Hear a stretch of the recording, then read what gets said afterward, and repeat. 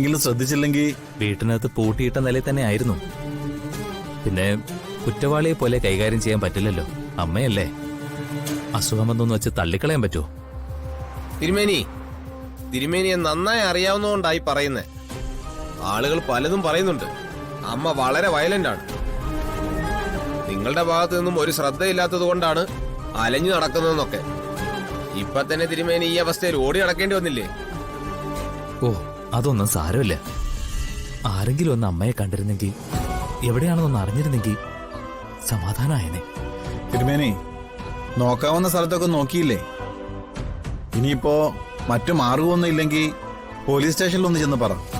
അവര് നോക്കി കണ്ടുപിടിച്ചു തരും. ഞങ്ങൾ ആരെങ്കിലും കൂടെ വരണമെങ്കിൽ വരാം. അയ്യോ വേണ്ട. അത് അതിപ്പോ കാണണ്ട. അതെന്താ? ഏട്ടൻ തനിക്കൊന്നും കൊണ്ടുവന്നില്ലേ? എടോ, ഇത്രയും പേർക്ക് സമ്മാനങ്ങളുമായിട്ട് വന്ന ഏട്ടന്റെ സ്വന്തം പെങ്ങൾക്കൊന്നും കൊണ്ടുവന്നില്ല എന്ന് പറഞ്ഞാ ഞാൻ വിശ്വസിക്കില്ല. ഇങ്ങടുത്തെ കാണട്ടെ. അല്ല, അതൊക്കെ ഞാൻ തിരിച്ചു കൊടുത്തു.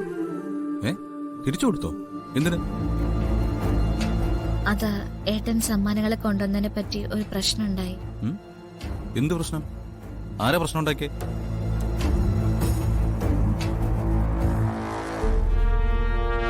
അതുകൊണ്ട് സൂര്യ വന്നപ്പോ എല്ലാവർക്കും ഡ്രസ് കൊടുത്തില്ലേ?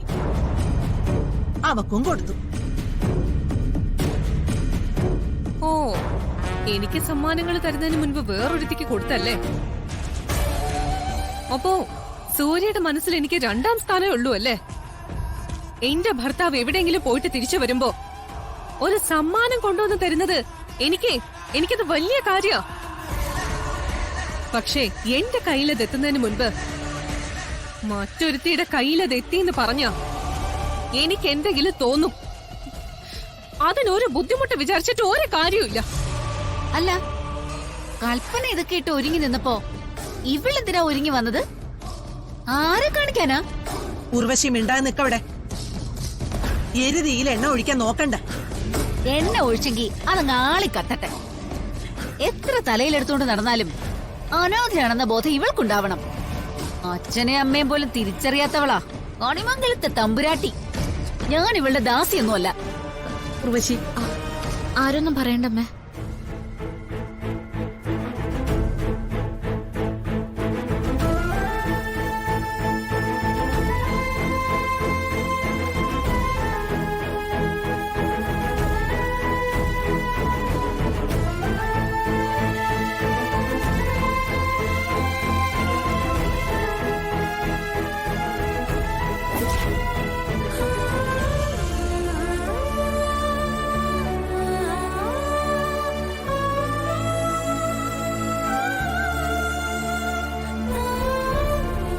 ഇതാ ഉണ്ടായത്.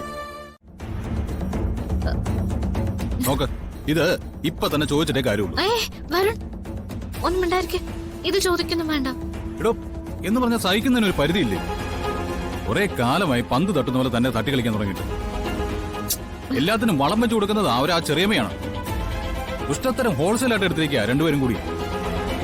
ചോദിക്കേണ്ട സമയത്ത് തന്നെ ചോദിച്ചില്ലെങ്കിലേ ഇതൊക്കെ വളർന്നങ്ങ് വലുതാവും. നോക്ക്, തൽക്കാലം ഇക്കാര്യം ചോദിച്ചാല പ്രശ്നം വഷളാവാൻ പോകുന്നത്. അതെ, എല്ലാ മനുഷ്യരും ഒരുപോലെയാന്ന് കരുതരുത്. ആളുകൾ തമ്മിൽ വ്യത്യാസം ഉണ്ടാവും. ആ വ്യത്യാസം അഡ്ജസ്റ്റ് ചെയ്യാൻ പഠിക്കണം. അപ്പോഴാ ഒരാൾ നല്ല മനുഷ്യനാവുക. അങ്ങനെ എനിക്കിപ്പോ നല്ല മനുഷ്യനാവണ്ട. നല്ല മനുഷ്യത്തിയായിട്ട് തനിക്ക് കിട്ടേണ്ടതൊക്കെ കൃത്യമായിട്ട് കിട്ടുന്നുണ്ടല്ലോ. വരുൺ, ഞാൻ പറയുന്നൊന്ന് കേൾക്ക്. ഏട്ടത്തി പറഞ്ഞതിനൊക്കെ കൃത്യമായിട്ട് ഞാൻ മറുപടി പറഞ്ഞിട്ടുണ്ട്. ഇപ്പൊ ഞാനതിന് മടിക്കില്ലെന്നറിയാലോ. ഇനി വരുൺ പോയി ചോദ്യം ചെയ്യാൻ നിന്നാല് അതിന്റെ അർത്ഥം എനിക്ക് നേരിട്ട് സംസാരിക്കാൻ ചങ്കൂറ്റ ഇല്ലാന്നല്ലേ.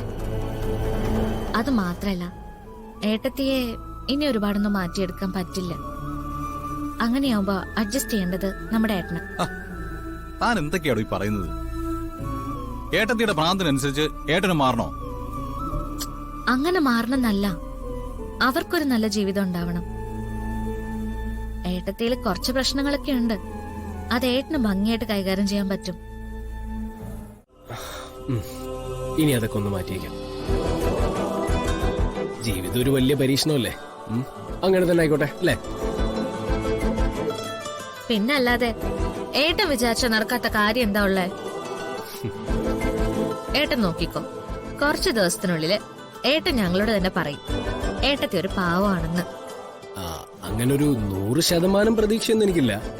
പക്ഷെ ഒരു 100% ഞാൻ ട്രൈ ചെയ്യും. ആഹാ, അത് മതി. അതെ. എന്തെങ്കിലും സംശയം ഉണ്ടെങ്കിൽ ഇടയ്ക്കിടയ്ക്ക് ഞങ്ങളോട് ചോദിച്ചാൽ മതി.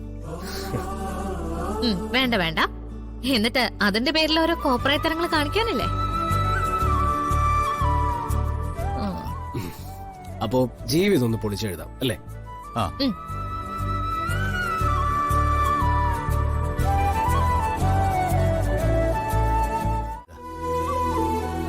ഇത്രയൊക്കെ പ്രശ്നങ്ങളുണ്ടായിട്ടും